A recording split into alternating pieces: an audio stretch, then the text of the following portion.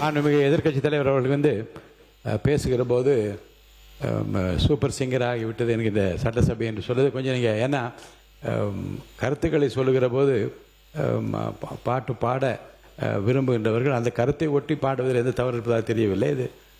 அது super singer என்கிற அந்த வார்த்தை அவசியமா என்று. இன்னொன்று மாண்புமிகு உட்காருங்களேன், உட்காந்துக்கோங்க. மாண்புமிகு முதலமைச்சரை பற்றி நீங்கள் சொல்லுகிற போது ஜோசியக்காரரை கேட்டு செய்கிறேன் என்று கேட்கின்றீர்கள். ஏனென்றால் மாண்புமிகு முதலமைச்சர் அவர்களை பொறுத்த வரைக்கும் ஏற்கனவே பதிவு செய்யப்பட்டிருக்கிறது. எத்தனை மணிக்கு வருகிறார், எவ்வளவு நேரம் பணிபுரிகிறார், எப்படி கோப்புகளை பார்க்கிறார் என்றாலும் மாண்பு அமைச்சர் பெருமக்கள் ஏற்கனவே பதில் சொல்லியிருக்கிறார்கள். இதில் நீங்கள் யாரை அவர் கன்சல்ட் செய்கிறார் என்றால் யாரையும் கன்சல்ட் செய்யாமலே சுயமாகவே தன்னுடைய அறிவாற்றலால் முடிவெடுக்கிற திறமை அவருக்கு இருக்கிறது என்பதை 3 மாத காலத்தில் எல்லாரும் பார்த்து கொண்டிருக்கிறார்கள். இன்னொன்று, கோப்புகளிடம் தயாராக இருக்கிறது என்றால் அவருடைய ஆய்வில் இருக்கிறது என்று அர்த்தம்.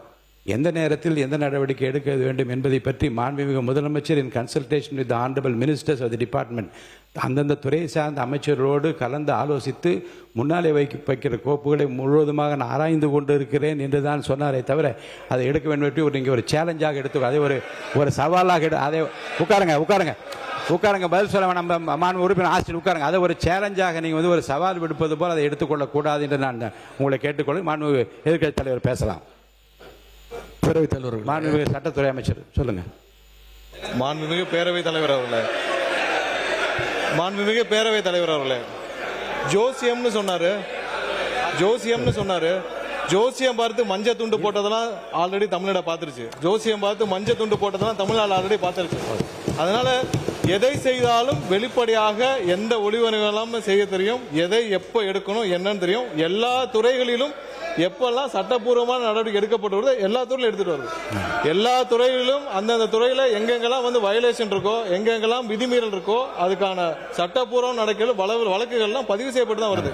அதனால நாங்க ஏற்கனவே இந்த ஜோசியம் பார்த்து மஞ்சள் துண்டி பார்த்துட்டோம், எல்லாரும் பார்த்துட்டோம். ரொம்ப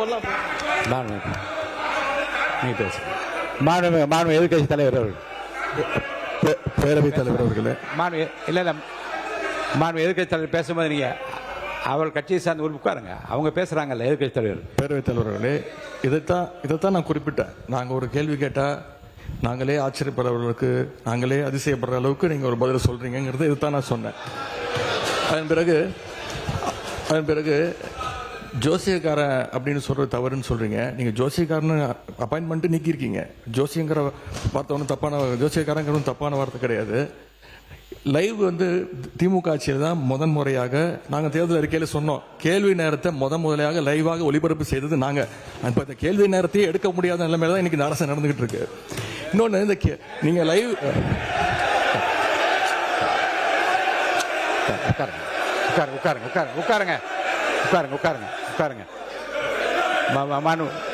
உட்காருங்க. நீங்க மாண்பு எதிர்கட்சி தலைவர் கேள்வி நேரத்தை எடுக்க முடியாத நிலைமை அரசு இருக்கு என்பதை நான் அதை ஏற்றுக்கொள்ள முடியாது. என்றால் ஏற்கனவே நடக்கின்ற எல்லாவற்றையும் வெளியரங்கமாக உங்களுக்கு தெரியும். எத்தனை கேள்வி அனுப்பியிருக்கிறோம், எத்தனை பதில் வந்திருக்கிறது. அந்த கேள்வி நேரத்தை நடத்த முடியாத நேரத்திலும் மாண்பு உறுப்பினர்களை 55 விதியின் கீழ் கொடுக்கப்பட்டிருக்கிற தீர்மானங்களை எல்லாம் இங்கே கேள்விகளாக கேட்டு கூட பதில் பெற முடியுமா என்று பார்க்கின்ற முறை இங்கே கடைபிடித்து வருகின்றோம். எனவே கேள்விகளை பெறுவதில் கால தாமதம் இருந்தாலும் கூட இப்போது பதில் வரப்பெற்றிருக்க நேற்று முன்தினம் கூட அறிவித்திருக்கிறேன். 10 கேள்விகளுக்கு பதிலாக 5 கேள்விகளாக எடுத்துக்கொள்கிறோம் என்று நான் அறிவித்திருக்கிறேன். எனவே எடுக்கப்படவில்லை. நீங்க சொல்வதெல்லாம் நான் ஒத்துக்கிறேன். நான் உங்களை குறை சொல்லவே இல்லை. உங்களை நாங்கள் பாராட்டுகின்றோம். உங்களுக்கு ரொம்ப பொறுமையாக எல்லாரையும் ஹேண்டில் பண்றீங்க. அதை பத்தி நாங்கள் கவலைப்படல. நேரலை நாங்கள் செய்யவில்லை அப்படின்னு சொன்னாங்க.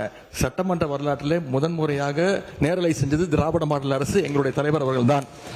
கேள்வி நேரம் ஒவ்வொரு நாளும் 1.5 மணி நேரம் 10 கேள்விகள் எடுக்கப்பட்டு அனைத்து எதிர்கட்சி தலைவர் அப்போ இருந்த அண்ணா திராவிட முன்னேற்ற கழக உறுப்பினர்கள் அத்தனை பேருக்கும் வாய்ப்பு கொடுத்தது எங்களுடைய தலைவர். அது லைவ் செய்யப்பட்டது. இப்போ நீங்க எல்லா நிகழ்ச்சியும் லைவ் பண்றீங்க. இந்த பிரச்சனையை தான் உங்ககிட்ட சொல்றேன். லைவ் பண்றதுனால என்னென்ன பிரச்சனைகள் வருது என்பதை உங்களோட கவனத்துக்கு கொண்டு வரேன். நீங்க அவை குறிப்பில் நீக்கிறேன் நீங்க நீக்கிட்டே இருக்கீங்க. ஆனா எல்லாமே அங்க ரீல்ஸாக மாற்றப்பட்டு அங்க போய் கொண்டிருக்கிறது.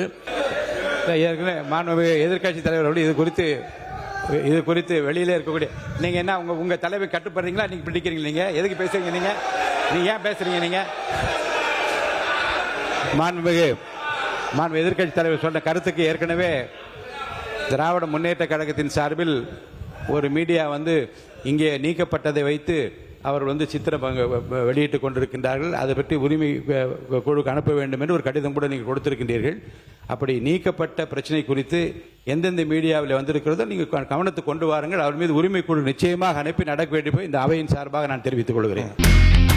இனி செல்லும் இடமெல்லாம் செய்தி. தந்தி டிவியின் வாட்ஸ்அப் சேனலை ஃபாலோ பண்ணினா செல்ல இருக்கும் இடமெல்லாம் செய்தி. இதோ QR கோட் இப்பவே ஸ்கேன் பண்ணுங்க, ஃபாலோ பண்ணுங்க.